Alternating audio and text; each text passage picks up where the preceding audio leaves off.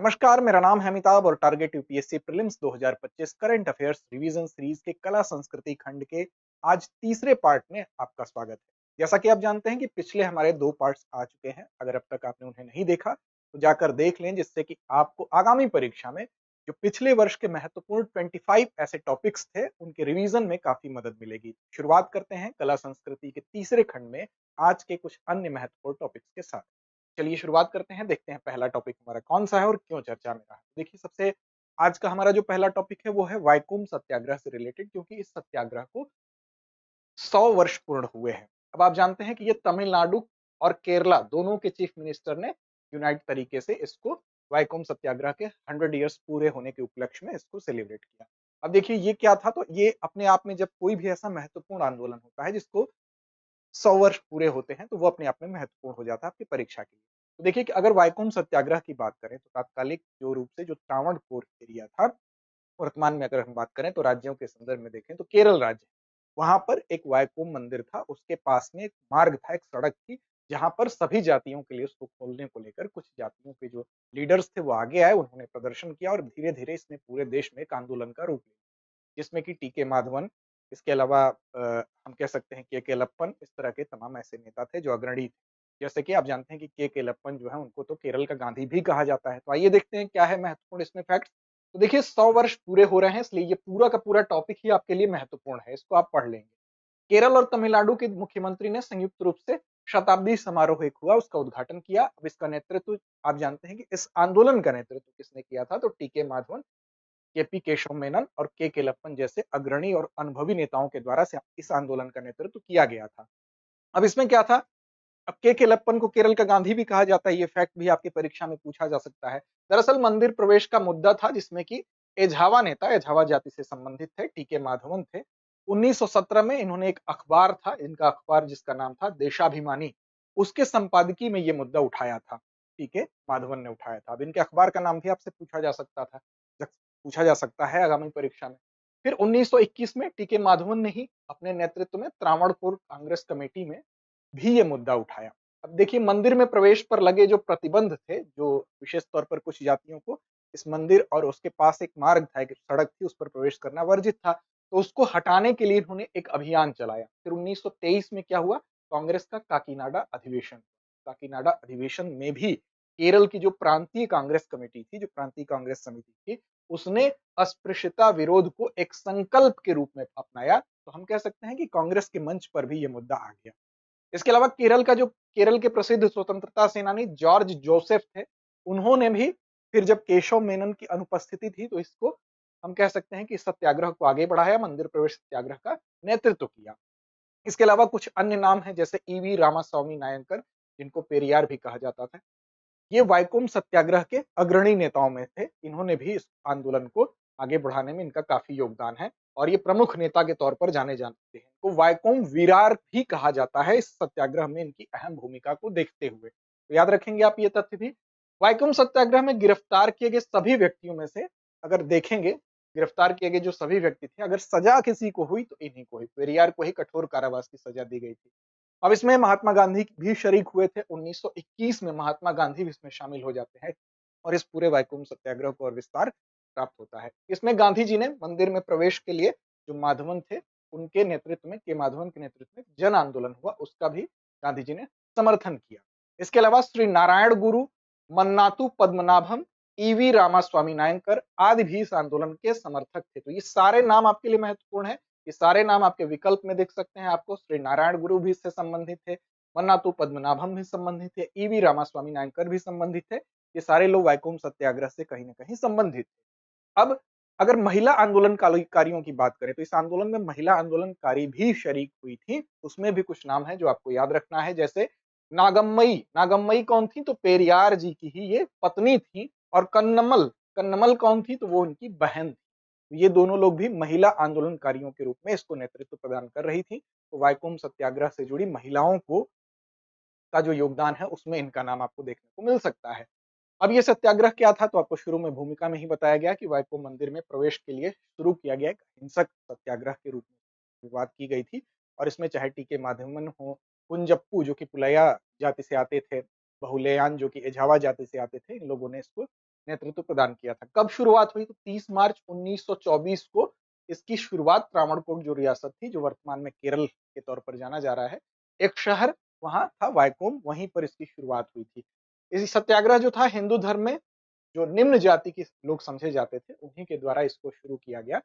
एक भगवान महादेव का मंदिर था, वहां पर इनको प्रवेश नहीं दिया जा रहा था, सड़क पर इनका प्रवेश वर्जित था, तो इसके विद्रोह के रूप में, इसके विरोध के रूप में ये आंदोलन शुरू हुआ। अब निम्न समझी जाने वाली जो जातियां थी उसमें विशेष तौर पर एझावा को सामाजिक भेदभाव का सामना करना पड़ रहा था, इसी वजह से इस सत्याग्रह की शुरुआत हुई। तो एझावा जो जाति है इसको तो आप ध्यान देंगे ही, इसके अलावा भी कुछ जातियां थी, उसकी भी हम बात कर लेते हैं। अब इसमें देखिए, इसके अलावा भी जो जातियां थी, जैसा कि शुरू में ही चर्चा किया गया, जैसे पुलाया थी, एजावा के अलावा ये जाति भी थी, अन्य जातियां भी धीरे धीरे इसमें जुड़ने लगी। अब देखिए, खादी वस्त्र और टोपी पहनकर गोविंद पणिक्कर जो कि नायर जाति से संबंधित है, ये भी इसमें जुड़ जाते हैं। बहुलयन एझावा जो कि इस कास्ट से संबंधित थे, ये भी जुड़ जाते हैं। और कुंजप्पू जो कि पुलाया जाति से थे, ये भी इससे जुड़ जाते हैं। अब धीरे धीरे ये जातियां संगठित हुई और उसके बाद इन्होंने जो ये भेदभावपूर्ण रवैया था उसका विरोध शुरू किया। और जो निषेधाज्ञा थी कि निम्न जाति लोगों को, तथा कथित इन जाति के लोगों को वहां पर प्रवेश नहीं दिया जाएगा, उसका इन लोगों ने विरोध किया। और जाति पाति की जो एक प्रथा चली आ रही थी उसके विरोध के रूप में धीरे धीरे पूरे देश में आंदोलन फैलता है। फिर बाद में इसको ईसाई मुस्लिम नेताओं ने भी इस सत्याग्रह का समर्थन किया। 604 दिनों तक आप देखेंगे, 604 दिनों तक गांधी जी और डब्ल्यू.एच. पिट जो कि त्रावणकोर के तत्कालीन पुलिस आयुक्त थे, उनके बीच विचार विमर्श हुआ। फिर 30 नवंबर 1925, ये तिथि आप याद रखेंगे, 30 नवंबर 1925 को वाइकोम सत्याग्रह को आधिकारिक तौर पर वापस ले लिया गया। कब वापस लिया गया? 30 नवंबर 1925 को। और इससे पहले आपको एक तिथि बताई गई थी 30 मार्च 1924 को। तो शुरुआत मार्च 1924 को हुई और आधिकारिक रूप से वापस 30 नवंबर 1925 को लिया गया। अगली खबर है हमारी, Port Blair renamed as Shri Vijayapuram. अब देखिए, पोर्ट ब्लेयर जो कि अंडमान निकोबार की राजधानी है, उसका नाम बदल के किया गया है श्री विजयपुरम। अब देखिए, क्यों ये नाम बदलने की आवश्यकता पड़ी? तो दरअसल यहाँ पर जो पोर्ट ब्लेयर है उसका जो समृद्ध इतिहास रहा है, उस पर उसके जो नाम पर प्रभाव था वो औपनिवेशिक प्रभाव था, तो इस वजह से इसका नाम चेंज किया गया है। अंडमान निकोबार द्वीप समूह की राजधानी है, इसका नाम अब हो गया है श्री विजयपुरम। अब विजयपुरम की अगर बात करें तो भारतीय स्वतंत्रता आंदोलन से इसका कनेक्शन है, और भारतीय स्वतंत्रता आंदोलन में भारत की विजय के प्रतीक के तौर पर इसको देखा जाता है। क्यों देखा जाता है? तो आप देखेंगे, नेताजी सुभाष चंद्र बोस ने अगर पहली बार तिरंगा फहराया तो वो भी यहीं पर फहराया। इसके अलावा जो हमारे क्रांतिकारी थे, जिनको सजाए काला पानी दी जाती थी भारतीय स्वतंत्रता संघर्ष में, अगर उनका बहुत बड़ा योगदान रहता था, वो अगर औपनिवेशिक शक्ति को ज्यादा परेशान करते थे तो सजाए काला पानी दी जाती थी। तो सेल्युलर जेल जो था वो भी यहीं पर था। तो इस वजह से हम कह सकते हैं कि औपनिवेशिक विरासत से जब हम अलग हुए, औपनिवेशिक विरासत से अलग होने के बाद इसकी जो पहचान है भारतीय स्वतंत्रता आंदोलन के विजय के प्रतीक के रूप में, उस पहचान को जीवित रखने के लिए ये नाम बदला गया है। अब देखिए, उसकी जो सामरिक भूमिका है वो भी महत्वपूर्ण है। अगर इतिहास में जाए, पीछे जाए, तो आप चोल काल में जाएंगे। चोल काल में देखेंगे जो नौसैनिक अड्डा था चोल काल में, उसके रूप में भी इसका योगदान था। और चोल साम्राज्य में आप जानते हैं कि चाहे वो राजराज प्रथम हो चाहे राजेंद्र प्रथम हो, उन दोनों लोगों ने यहां से अपनी नौसेना के बल पर ही दक्षिण पूर्व एशिया की तरफ भी विजय पताका अपनी फहराई थी। अगर उस समय की अगर हम बात करें तो जो बंगाल की खाड़ी थी, बंगाल की खाड़ी का जो क्षेत्र था, वो एरिया था, वहां पर चोल साम्राज्य का दबदबा था। और इसी वजह से उसको चोल गंगम अर्थात चोलों की झील के तौर पर जाना जाता था। उत्तरवर्ती चोल शासक जिसका नाम हमने लिया, जैसे राजराज हो गए या राजेंद्र फर्स्ट हो गए, इनका कार्यकाल आप यहाँ देख सकते हैं। इन लोगों की बंगाल विजय हुई और उसी इस खाड़ी को चोल झील के रूप में इसी वजह से जाना भी जाता था। और पूर्व की ओर बढ़ने की जो इनकी नीति थी, दक्षिण पूर्व एशिया के साथ अन्य देशों के साथ जो समृद्ध व्यापार इन्होंने मजबूत किया, उसमें भी का योगदान था। तो अंडमान निकोबार चाहे प्राचीन काल हो या मध्य काल हो या उसके बाद स्वतंत्रता संघर्ष के तौर पर आधुनिक काल हो, सब तरह से इसका एक अपना हम कह सकते हैं महत्व था। लेकिन अभी तक इसका जो नाम था उस नाम पर औपनिवेशिक प्रभाव था। नागपट्टनम जैसे प्रमुख व्यापारिक केंद्र भी यहाँ पर स्थापित चोलों ने किए थे। और राजराज ने त्रिवेंद्रम आदि में चेर नौसेना को भी नष्ट किया था। अब देखिए, चेर का नाम याद आ गया, तो यहाँ पर आप एक तथ्य और इंपॉर्टेंट है, याद रखिएगा कि कंडालूर सलाई का एक युद्ध हुआ था। कब हुआ था? 988 ईस्वी में। यहाँ पर केरल के कंडालूर में, ये जगह है, जगह का नाम है, वहीं पर चेरों के खिलाफ राजराज की पहली सैन्य विजय थी।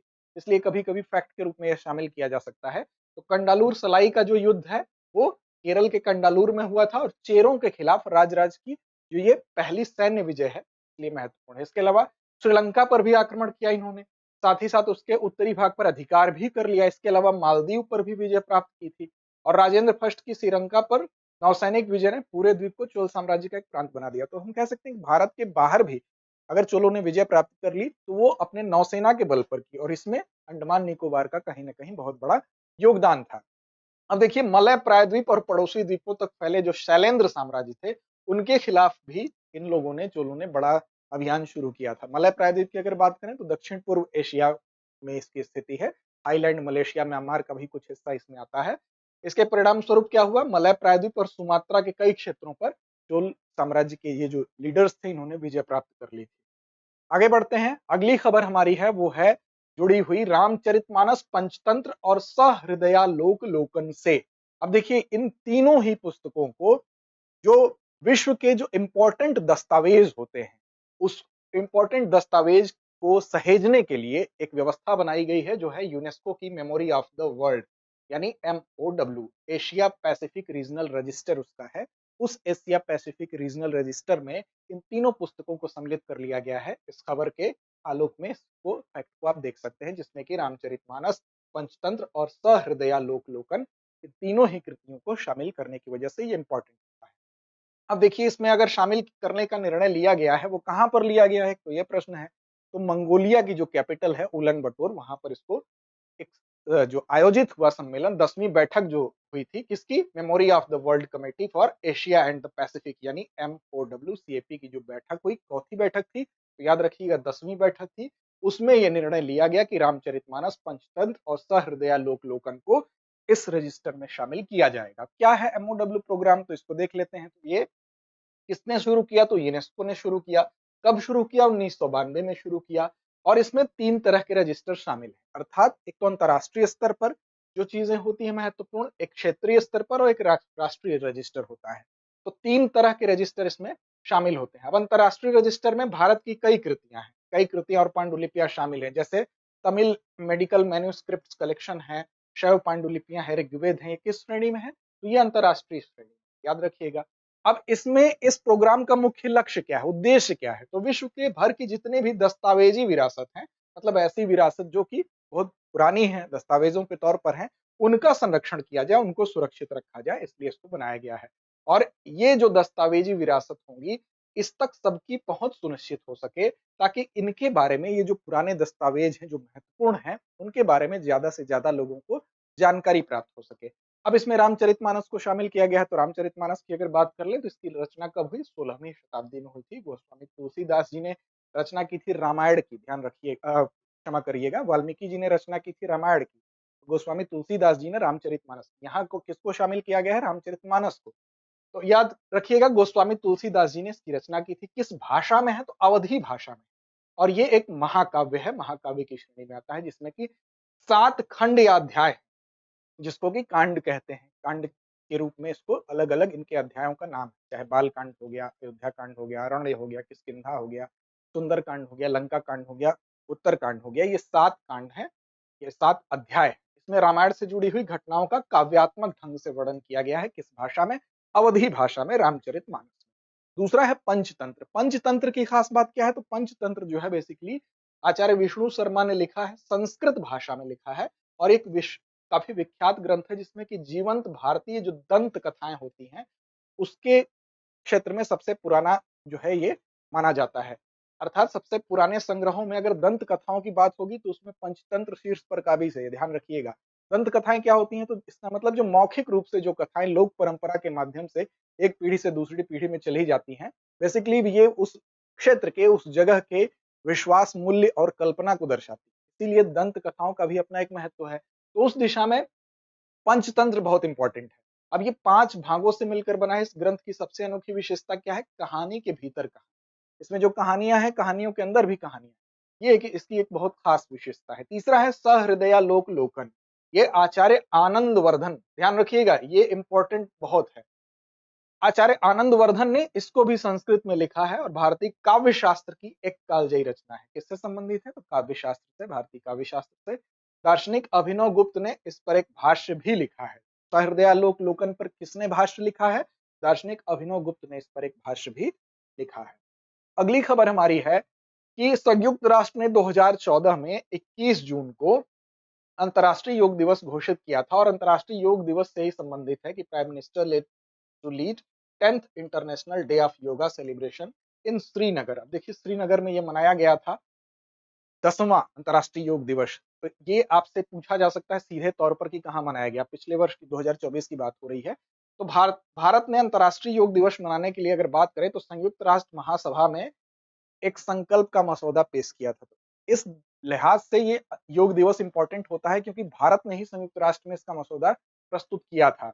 अब देखिए योग से जुड़े लाभों के बारे में विश्व भर में जागरूकता बढ़ाना इसका एक लक्ष्य है। और भारत में अगर आप देखेंगे तो योग की जब बात होगी तो योग के लिहाज से भारत में इसकी ऐतिहासिकता बहुत प्राचीन है। सिंधु घाटी सभ्यता में भी आप देखेंगे योग का जिक्र मिलता है। आप जाएंगे सिंधु घाटी सभ्यता में तो वहां कई मुहरें ऐसी हैं जिस पर और जीवाश्म अवशेष ऐसे हैं जिस पर योग अभ्यास करती हुई आपको प्रतिकृतियां दिखाई देंगी। योग शब्द का उल्लेख की अगर बात करेंगे तो चारों वेदों में योग का उल्लेख आपको मिलेगा। तो इस लिहाज से पता चलता है कि योग की जड़ें भारत में बहुत प्राचीन काल से, ठीक है। इसके अलावा इससे पता चलता है कि प्राचीन काल से ही हम भारत में यहाँ पर योग की प्रैक्टिस की जाती थी, योग का अभ्यास किया जाता था। साहित्यिक उल्लेख तो मिल ही रहे हैं, पुरातात्विक उल्लेख भी आपको मिल रहे हैं। साथ ही साथ दूसरी शताब्दी ईसा पूर्व में जब आएंगे तो पतंजलि का योग सूत्र है, उसमें तो योग को व्यवस्थित तरीके से प्रस्तुत किया गया है। साथ ही साथ पतंजलि की एक अन्य रचना है, उसको भी आप याद रखेंगे, जो कि महाभाष्य के नाम से जानी जाती है। इसको काफी पूछा जाता है, तो ये आपको जानना चाहिए। अब योग को कैसे इस्तेमाल कर रहा है भारत, तो भारत की जो सॉफ्ट पावर कूटनीति है उसके तौर पर योग को इस्तेमाल किया जाता है। सॉफ्ट पावर क्या होता है, तो किसी भी देश के द्वारा उसकी संस्कृति, उसके मूल्य, उसकी नीतियां यानी उसका कल्चर, उसकी वैल्यूज और उसकी पॉलिसीज को दूसरे देशों को प्रभावित करने के लिए जब इस्तेमाल किया जाता है तो सॉफ्ट पावर कहते हैं। इसमें फोर्स का इस्तेमाल नहीं होता, बल का इस्तेमाल हम नहीं करते। अमूमन हम पावर कैसे कहे जाते हैं, पावरफुल कैसे कहे जाते हैं, जब पावर होता है, बल होता है, शक्ति होती है, वो शक्ति का हम प्रदर्शन करते हैं तब हम कहे जाते हैं कि हम पावरफुल है। लेकिन सॉफ्ट पावर का मतलब ये बल प्रतीकात्मक रूप से आपको मतलब स्वाभाविक रूप से सामने आपको नहीं दिखाई देगा। तलवार लेके हम किसी को नहीं डरा रहे हैं, मिसाइल लेके नहीं प्रभावित कर रहे हैं। हम प्रभावित कर रहे हैं अपनी संस्कृति से, अपने मूल्यों से, अपनी पॉलिसीज से। दूसरे देश को जब प्रभावित करते हैं तो इसको सॉफ्ट पावर कहते हैं। और सॉफ्ट पावर के लिहाज से जो हमारी कूटनीति होती है, माने एक प्रमुख साधन के रूप में इसको हम जब इस्तेमाल करते हैं तो वो ये सॉफ्ट पावर कूटनीति के तौर पर जानते हैं। तो ये सांस्कृतिक कूटनीति में एक प्रमुख भूमिका योग निभा रहा है। और भारत को अगर देखेंगे, जब अंतर्राष्ट्रीय योग दिवस घोषित किया गया तो मसौदा भी भारत ने ही प्रस्तुत किया, तो अपने आप में ये एक महत्वपूर्ण बात है। आगे अगर देखें तो अगली जो खबर है हमारे लिए महत्वपूर्ण है वो है, केंद्रीय गृह राज्य मंत्री ने देशवासियों से कहा कि हर घर तिरंगा अभियान के तहत अपने घरों पर तिरंगा फहराया जाए का आग्रह किया। 9 से 15 अगस्त 2024 पिछले वर्ष की ये न्यूज है, यानी बीते वर्ष की ये न्यूज है। महत्वपूर्ण ये भी है। अब देखिए हर घर तिरंगा अभियान काफी चर्चा में था, यहाँ से सवाल उठ सकता है। तो भारतीय जो राष्ट्रीय ध्वज हमारा है उसको फहराने के संबंध में जो नियम और विनियम है वो भारतीय ध्वज संहिता 2002 थी, फिर 2021 में इसमें संशोधन हुआ, 2022 में संशोधित की गई और उसमें ये कहा गया कुछ परिवर्तन हुए। उन परिवर्तनों को आप विस्तार से एक बार जरूर पढ़ लीजिएगा। अब देखिए भारतीय ध्वज संहिता 2002 में कुछ प्रावधान ऐसे थे जिसमें कि भारतीय राष्ट्रीय ध्वज का कैसे उपयोग हो, प्रदर्शन हो, फहराने के बारे में जो नियम कानून परिपाटियां उसमें बनाई गई थी, उसमें बाद में 21 और 22 में कुछ संशोधन किए। अब देखिए 26 जनवरी 2002 को पहली जब ये ध्वज संहिता आपके सामने, ये उस समय जो ध्वज संहिता थी वो प्रभाव में जब आई थी, उसके बाद निजी, सार्वजनिक और सरकारी संस्थाओं द्वारा राष्ट्रीय ध्वज के प्रदर्शन को कंट्रोल कर रही थी वो। बाद में इसमें संशोधन किया गया, यानी कि घर पे आप तिरंगा पहले नहीं फहरा सकते थे, लेकिन जब संशोधन हुआ तो सामान्य नागरिक हो, चाहे कोई निजी संगठन हो या कोई शैक्षणिक संस्थान हो, राष्ट्रीय ध्वज को उसकी गरिमा का ध्यान रखते हुए, उसके सम्मान का ध्यान रखते हुए किसी भी दिन या किसी भी अवसर पर आप फहरा सकते थे। इसका मतलब कि अब आपको जो संशोधन हुआ उसमें, चाहे वो प्राइवेट सेक्टर कोई हो, कोई भी व्यक्ति हो, कोई भी संस्थान हो, वो की गरिमा के अनुसार इसको किसी भी दिन फहरा सकता है। ये संशोधन कब हुआ, तो 2022 में किया गया था। अब देखिए भारतीय ध्वज संहिता 2002 को 5 दिसंबर 2021 के आदेश के द्वारा संशोधित किया गया और इसमें एक चीज और जोड़ी गई। पहले क्या था कि आप किसी भी चीज से बना हुआ जो तिरंगा है वो नहीं फहरा सकते थे, हमारा जो राष्ट्रीय ध्वज है उसको नहीं फहरा सकते थे। इसमें संशोधन में ये किया गया कि पॉलिस्टर या मशीन से बने राष्ट्रीय ध्वज को भी अनुमति दे दी गई। इसका मतलब कि इसको थोड़ा सा सरल बनाया गया। अब इसके लिए जो पहले की जो संहिता बनी हुई थी उसके अलावा इसको थोड़ा आसान करते हुए पॉलिस्टर या मशीन से बने राष्ट्रीय ध्वज को भी अनुमति दे दी गई। अब राष्ट्रीय ध्वज हाथ से काते या हाथ से बुने हुए जो है उसके साथ या खादी के बने हुए जो कपड़े हैं उसके साथ तो फहराया जा ही सकता है, साथ साथ कपास, पॉलिस्टर, वुमेन, रेशम, खादी, इन तमाम जो चीजें हैं उनसे बना हुआ ये ध्वज फहराया जा सकता है। राष्ट्रीय ध्वज का आकार आप जानते हैं कि आयताकार होता है और 3 संबंधित 2 का अनुपात इसमें अनिवार्य होता है। ये बेसिक जानकारी आपको जानना। अगला है चर्चा में था कोझिकोड। 23 जून 2024 को कोझिकोड जो है वो भारत में पहला यूनेस्को सिटी ऑफ लिटरेचर बन गया। अब इसकी वजह से ये चर्चा में आया। तो कोझिकोड इंपॉर्टेंट है क्योंकि ये पहला यूनेस्को का सिटी ऑफ लिटरेचर बन गया है। कब बना है? 23 जून 2024 को। तो ये भी इंपॉर्टेंट है। कोझिकोड की बात कर लेते हैं। कहाँ स्थिति है? तो कोझिकोड या कालीकट का नाम काफी जो प्रचलित नाम है, कालीकट है। कालीकट शहर ये कहां पर, किस तट पर स्थित है? तो मालाबार तट पर। अब कमेंट बॉक्स में आप कमेंट करके बताएं मालाबार तट किस दिशा में है, भारत के किस तरफ है और कहां से कहां तक को मालाबार तट कहा जाता है। अब देखिए, कैलिको शब्द जो है, कैलिको शब्द की उत्पत्ति कालीकट से हुई, याद रखिएगा। और कैलिको बेसिकली किससे संबंधित है? तो कैलिको हाथ से बुने हुए महीन सूती वस्त्र को कहा जाता है। तो आप ये समझ जाइए इसकी उत्पत्ति किससे हुई है। कैलिको शब्द से, हाथ से बने हुए महीन वस्त्र को कैलिको कहा जाता है। अब अगर बात करें मध्यकाल में, तो मध्यकाल में इस क्षेत्र पर किसका शासन था? मध्यकाल में इस क्षेत्र पर जमोरिन का शासन था। जमोरिन हिंदू शासक थे, उनका शासन था।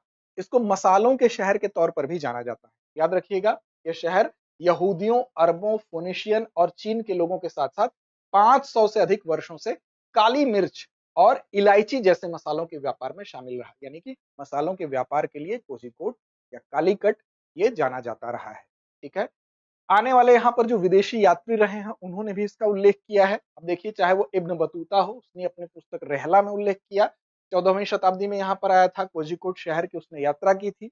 इसके अलावा पुर्तगाली नाविक यहाँ पर आए थे, वास्को डी गामा, और फारसी राजदूत अब्दुल रज्जाक, इन्होंने भी 15वीं शताब्दी में कोझिकोड शहर की यात्रा की और इसके बारे में उन्होंने भी अपने कृतियों में इसका वर्णन किया। यह शहर केरल में साहित्यिक गतिविधियों का सेंटर है, केंद्र है, और यहाँ 500 से ज्यादा लाइब्रेरीज हैं। 500 से ज्यादा यहाँ पर पुस्तकालय और 70 से अधिक प्रकाशक यहाँ पर मौजूद हैं। इसके अलावा 2012 में इस शहर को मूर्तियों का शहर यानी शिल्प नगरम का भी दर्जा दिया गया था। यह भी आपको याद रखना है, दूसरे तथ्य के तौर पर यह सम्मिलित हो सकता है सब। यानी इसको शिल्प नगरम का दर्जा भी दिया गया था 2012 में। अब इस शहर के अलग अलग हिस्सों में विभिन्न स्थापत्य से संबंधित जो कृतियां थी, मूर्तिकला थी, उसके कारण यह दर्जा इसको दिया गया था। सिटी ऑफ लिटरेचर सूची में औपचारिक रूप से शामिल होने के अवसर पर केरल ने हर साल 23 जून को कोझिकोड में सिटी ऑफ लिटरेचर दिवस मनाने की घोषणा भी की है। तो ये तथ्य अगला है कि किस डेट को मनाया जाएगा। तो 23 जून याद रखिएगा, अगला भी 23 जून आ ही गया कि 23 जून को कोझिकोड में सिटी ऑफ लिटरेचर दिवस मनाने की घोषणा भी कर दी गई है। अगला प्रश्न है, अगला प्रश्न हमारा जिस खंड से संबंधित है वो है तमिलनाडु के किलाडी में। कौन सी जगह है? किलाडी में पुरातत्ववेत्ताओं ने संगम युग की, क्या यहाँ पर प्राप्त हुआ है? संगम युग से संबंधित तमिलनाडु के किलाडी में प्राप्त हुआ है क्रिस्टल क्वाड से बना। किस चीज से बना? देखिए सारे फैक्ट, हर लाइन में फैक्ट है। तमिलनाडु में किलाडी में जो आर्कियोलॉजिस्ट थे उन्होंने क्या खोजा? संगम युग की क्रिस्टल क्वार्ट से बनी हुई एक भार मापक इकाई। यहां देख सकते हैं आप, ये दिखाई दे रही है। ठीक है, इसकी खोज की गई है 2024 में। अब किलाडी की अगर बात करें तो तमिलनाडु में कहां पर स्थित है? वैगई नदी के तट पर स्थित है और एक छोटा सा गांव है। इसका जो उत्खनन हुआ किसने किया? तो भारतीय पुरातत्व सर्वेक्षण और तमिलनाडु पुरातत्व सर्वेक्षण के द्वारा। किलाडी उत्खनन का इंपॉर्टेंस क्या है? तो इंपॉर्टेंस देख लेते हैं। तो देखिए, प्रारंभिक ऐतिहासिक काल के साथ साथ लौह युग से भी इसका संबंध है और साथ साथ संगम काल से जुड़ा हुआ तो ये है। किलाडी पुरास्थल में अगर देखें तो नगरीय सभ्यता की सारी विशेषताएं मौजूद है। सिंधु घाटी सभ्यता को नगरीय सभ्यता कहा जाता है, वहां भी नगरीय सभ्यता की सारी क्वालिटीज है। तो यहाँ भी देखिए, किलाडी की बात करें तो ये भी नगरीय सभ्यता है।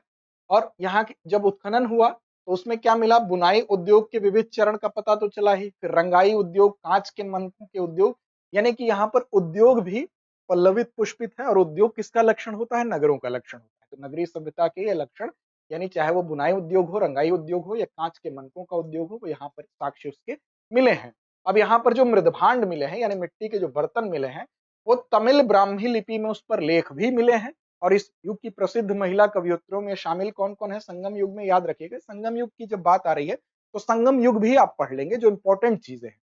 संगम युग की अगर महिलाओं की बात करें तो अव्वयार, नशैलयार और कक्कई पदनियार, ये जो है यहाँ की संगम युग की प्रसिद्ध महिला कवयित्री हैं। संगम युग में विशेष तौर पर जो कुछ इंपॉर्टेंट फैक्ट्स हैं उसको भी आप एक नज़र ज़रूर पढ़ लीजिएगा, पूछा जा सकता है क्योंकि हाल में अगर कोई चीज़ उत्खनन की वजह से या किसी अन्य वजह से चर्चा में होती है, तो उसकी इंपॉर्टेंस बढ़ जाती है। स्टैटिक पोर्शन से भी वो पूछा जा सकता है। अब देखिए, अगला है हाल ही में भारत के राष्ट्रपति ने सुप्रीम कोर्ट के नए ध्वज और प्रतीक चिन्ह का और भारत के मुख्य न्यायाधीश ने सुप्रीम कोर्ट में न्याय की देवी यानी लेडी ऑफ जस्टिस की नई प्रतिमा, वेरी इंपॉर्टेंट, बहुत इंपॉर्टेंट प्रश्न है, जो न्याय की देवी की जो प्रतिमा में आप अमूमन देखे चले आ रहे हैं, उसमें बदलाव हुआ है, उसका अनावरण किया गया। अब देखिए इस प्रतिमा के बारे में देखिए, इसकी उत्पत्ति कहाँ से हुई, तो ग्रीक और रोमन जो माइथोलॉजी है वहां से इसकी उत्पत्ति हुई थी। प्रथम रोमन सम्राट जो थे ऑगस्टस ने देवी जस्टिशिया जो थी न्याय के रूप में उनकी पूजा करना शुरू किया था, यहाँ से तो इसका ओरिजिन हुआ। लेकिन अब बात करें अब इसमें क्या हमारे यहाँ जो बदलाव देखा गया उससे पहले जो प्रचलन में था वो क्या था। तो देखिए पहले आप देखेंगे कि चित्र में एक हाथ में तराजू दूसरे हाथ में तलवार लिए, ये पहली सिचुएशन थी। उसके बाद जो पुनर्जागरण आया, रेनेसा का पीरियड आया, तो यहाँ देखा गया कि ये महसूस किया गया कि इसको किस चीज के प्रतीक के तौर पर देखा जाता है। तो देखिए जो तात्कालिक समाज में जो जिस तरह की सामाजिक व्यवस्था चलती है उसी के हिसाब से दृष्टिकोण बनता है। तो उस समय पुनर्जागरण का समय था, तो यहाँ पर जो चीज थी उसको कैसे व्याख्यायित किया गया, तो ये देखा गया कि ये जो न्यायिक प्रक्रिया है वो काफी भ्रष्ट हो गई थी उस समय। तो ये माना गया कि न्यायिक प्रक्रिया भ्रष्ट होने की वजह से जो न्याय की देवी हैं उनकी आंखों पर पट्टी बंधी हुई है, और साथ ही साथ कानून भी अंधा हो गया था, तो उस पर भी एक व्यंग के रूप में इसको देखा जाता था तब। लेकिन जब इनलाइटमेंट आया, जब प्रबोधन का युग आया, तब उसकी व्याख्या बदल गई, चीज वही थी, व्याख्या उसकी बदल गई। क्या हुआ, तो आधुनिक काल जब आया, इनलाइटमेंट का समय 17वीं 18वीं शताब्दी की अगर बात करेंगे, तो ये आंख पे जो पट्टी थी इसका संदर्भ बदल जाता है। अब ये क्या दर्शाने लगा कि कानून की नजर में सब लोग बराबर हैं, इसकी व्याख्या बदल गई, और यह कानून के अंधे होने का संकेत देती है। अंधा का मतलब कि आप सभी एक बराबर है, लेकिन व्याख्या क्या है कि कानून अंधा है। फिर अंग्रेजों ने भारत में इसी लेडी जस्टिस की प्रतिमा को स्थापित करने की शुरुआत कर दी थी, तो भारत में ये चीज चली आई। एनलाइटमेंट के बाद से जो व्याख्या है वो व्याख्या भी चली आई। अब इस पारंपरिक मूर्ति को पहली बार 1872 में कहा स्थापित लाया गया, कलकत्ता हाईकोर्ट में इसको स्टैब्लिश किया गया। तो कलकत्ता हाईकोर्ट में सबसे पहले 1872 में ये पारंपरिक मूर्ति चली आई। शुरुआत कहां से हुई थी, कमेंट बॉक्स में कमेंट करिए। अब न्याय की देवी की नई प्रतिमा का जो इंपॉर्टेंस है, इसमें क्या बदलाव किया गया है। देखिए नई प्रतिमा जो आई है, तो आप पहले तो यहाँ देखिए, अब इसमें आप खुद देखिए बदलाव क्या आपको नजर आ रहा है। सबसे पहले तो ब्रिटिश काल की जो विरासत चली आ रही थी, जो ब्रिटिश काल की चीजें चली आ रही थी, उसको छोड़ने की यहाँ पर उसको छोड़ने का प्रयास हुआ है। और न्याय की देवी की मूर्ति जो है पहले पश्चिमी परिधानों में आपको दिखाई देती थी, और अब इनको भारतीय परिधान साड़ी में दिखाया गया है। पहला परिवर्तन तो यही है। दूसरा है कि नई मूर्ति जो आंखों से पट्टी जो थी, जिसकी व्याख्या की जाती थी कि कानून अंधा होता है, उस पट्टी को हटा दिया गया। और यहाँ पर आप देखेंगे अब ये पट्टी दिखाई नहीं देती है, और ये मूर्ति क्या दर्शाती है कि कानून अंधा नहीं है, अब उसकी नजर में सभी बराबर है। वो न्याय की देवी सबको देख रही है, ये भी देख रही है कौन उपेक्षित है, कौन वंचित है, कौन अभावग्रस्त है, लेकिन फिर भी सबको उसी दृष्टिकोण से ये देखती हैं, अपने हिसाब से तथ्यों का मूल्यांकन करती हैं, क्योंकि तराजू अभी भी हाथ में। खुली आंखें समाज के भीतर जो भी जटिलताएं हैं, जो भी भेदभाव हैं, उनके बारे में ज्ञान का प्रतीक है। और नई प्रतिमा में आप देखेंगे तलवार नहीं, तलवार की जगह भारत में तलवार से शासन नहीं चलता है, भारत में तलवार से न्याय नहीं होता है। भारत में न्याय कैसे होता है, संविधान से होता है। तो भारतीय संविधान जो है उसकी सर्वोच्चता का प्रदर्शन किया गया है, और हमारे न्याय शास्त्र में संविधान का जो महत्व है भारतीय समाज में, उसको दर्शाता हुआ यहाँ पर हाथ में न्याय की देवी के अब संविधान दिखाई देगा। और ये इसका प्रतीक है कि भारतीय न्याय हिंसा या बल की बजाय संवैधानिक सिद्धांतों पर आधारित है। साथ ही साथ मूर्ति के दाएं हाथ में तराजू अभी भी बरकरार है। इसका मतलब ये है कि हम न्यायालय किसी भी नतीजे पर पहुंचने से पहले वो हर तथ्य, जितने भी फैक्ट्स हैं, जितने भी तथ्य हैं, उनका मूल्यांकन करेगा, उसको देखेगा, समझेगा, सुनेगा, और फिर निर्णय देगा, यानी कि न्याय सच्चा न्याय होगा। इसके बाद अगला है रंग भेद व्यवस्था। अब रंग भेद व्यवस्था की अगर बात करें, ये भी चर्चा में था। तो दक्षिण अफ्रीका में जो नस्लीय भेदभाव वाली जो रंग भेद की उस नीति को खत्म करने के लिए, समाप्त करने के लिए, उसको उसकी 30वीं वर्षगांठ मनाई गई है 2024 में। इसकी वजह से यह संदर्भ आपके लिए फिर महत्वपूर्ण हुआ है। अब रंगभेद व्यवस्था क्या थी, तो दक्षिण अफ्रीका में श्वेत अश्वेत दो वर्गों में लोग बटे हुए थे। जो श्वेत लोग थे उनको विशेष थोड़ी सी चीजें सुविधाएं मिली हुई थी, लेकिन अश्वेत लोग थे, जो काले लोग थे, उनके साथ जो भेदभावपूर्ण रवैया होता था, विशिष्ट नस्लीय जो भेदभाव है वो देखने को मिलता था, वो हर जगह पर था। वो सामान्य आचार व्यवहार में भी था और कानूनी रूप से भी था। अब नीति ये जो थी, ये पॉलिसी थी, श्वेत यूरोपीय लोगों को अश्वेत यानी काले अफ्रीकी या मिश्रित नस्ल के जो भारतीय भी वो थे, उन लोगों को अपने से हीन मानकर उन पर लागू की गई थी। इसके शिकार महात्मा गांधी भी हुए थे, आप सबको पता ही होगा। अब दक्षिण अफ्रीका में रंगभेद नीति को 1948 में औपचारिक रूप दिया गया था।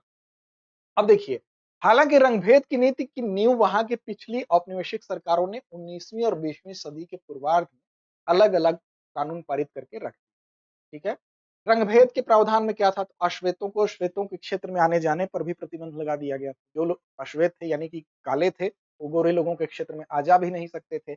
स्कूल हो, अस्पताल हो, कॉलेज हो, जितनी भी सार्वजनिक सेवाएं हो, वहां पर भी नस्ल के आधार पर भेदभाव किया जाता था। वोटिंग अधिकार की बात हो, संपत्ति का स्वामित्व हो और नौकरी के अवसर हो, वो भी असमान रूप से वितरित कर दिए गए थे। तो विभिन्न क्षेत्रों में जो रंगभेद की पॉलिसी थी, उसके खिलाफ विरोध शुरू हुआ, सत्याग्रह शुरू हुआ और दक्षिण अफ्रीका में भारतीय लोग जो थे, वो 3 समूहों में विभाजित किया गया था। एक तो वो थे जो गिरमिटिया भारतीय मजदूर थे, यानी ये लोग जो उत्तर प्रदेश, बिहार जैसे क्षेत्रों से वहां पर गए थे कॉन्ट्रैक्ट के तौर पर खेती करने के लिए, ले जाए गए थे मजदूर के तौर पर। और ये लोग 1890 के बाद गन्ने के बागानों में काम करने के लिए दक्षिण अफ्रीका गए, ले जाए गए थे, ठीक है। दूसरे थे व्यापारी लोग, इनमें से अधिकांश लोग मेमन मुसलमान थे, जो मजदूरों के साथ चले आए थे। और तीसरे थे जो पहले गिरमिटिया रहे मजदूर थे, अब उनका अनुबंध यानी कॉन्ट्रैक्ट समाप्त होने के बाद वे अपने बच्चों के साथ दक्षिण अफ्रीका में ही बस गए थे। अब ये सारे लोग इसमें प्रभावित थे। अब इसमें क्या हुआ कि रंग भेद जो नीति थी, जो पॉलिसी थी, उसके खिलाफ आंदोलन शुरू हुआ। और इसमें 20वीं सदी की अगर बात करें तो पहला सफल अंतर्राष्ट्रीय सामाजिक आंदोलन के तौर पर इसको देखा भी जाता है।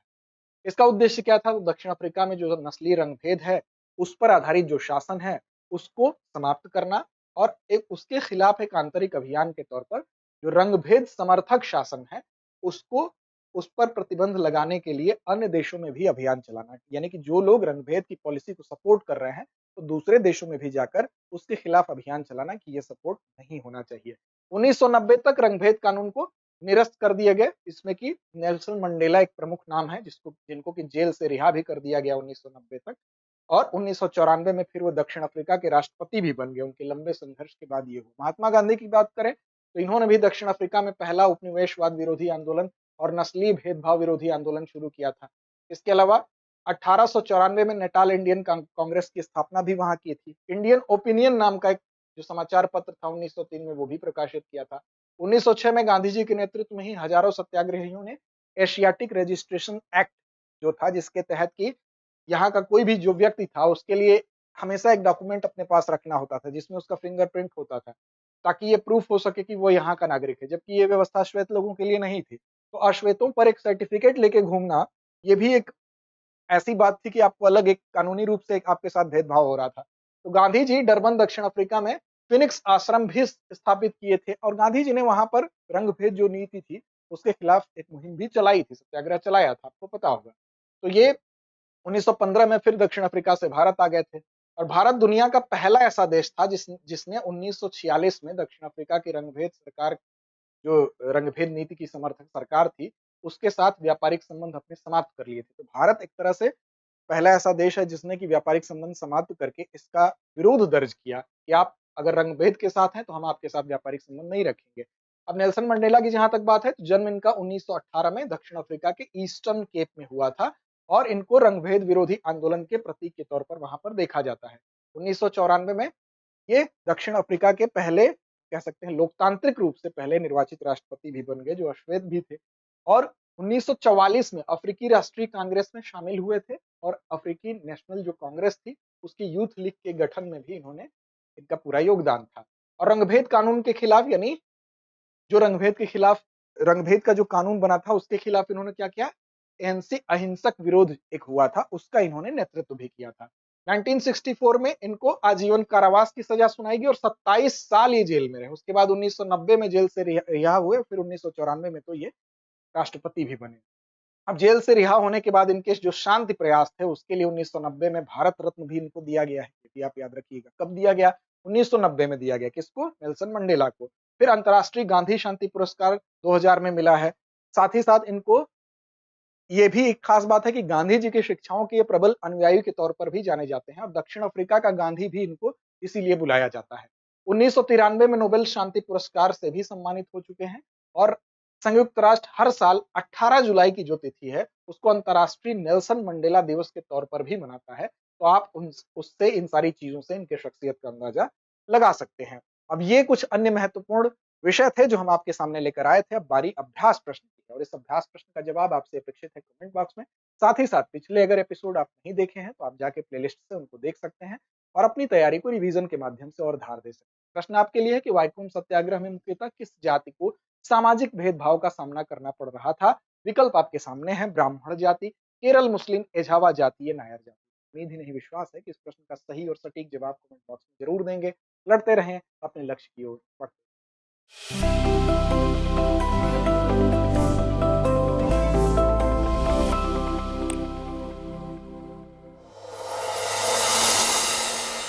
डियर व्यूअर्स, अपने एग्जाम की तैयारी को और बेहतर करने के लिए हमारे चैनल को लाइक, शेयर और सब्सक्राइब करना न भूलें।